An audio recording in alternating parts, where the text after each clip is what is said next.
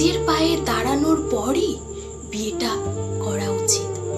তাতে সমাজ বলুক না, এত দেরিতে বিয়ে করছিস। বিয়েটাই কি জীবনের শেষ পরিণতি?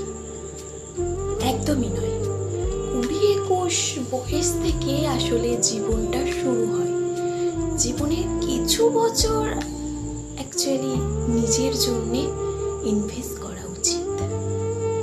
না হলে 10 বছর পরে এসে কেউ খোঁচা দিয়ে বলতেই পারে, 2 পয়সা ইনকাম করে দেখাও তো। তখন আফসোস থাকবে, রাগ আসবে, সম্পর্কে বিভেদ আসবে, কিন্তু সময় কখনো ফিরে আসবে না। সময় কখনো কারোর জন্যে ফিরে আসে না।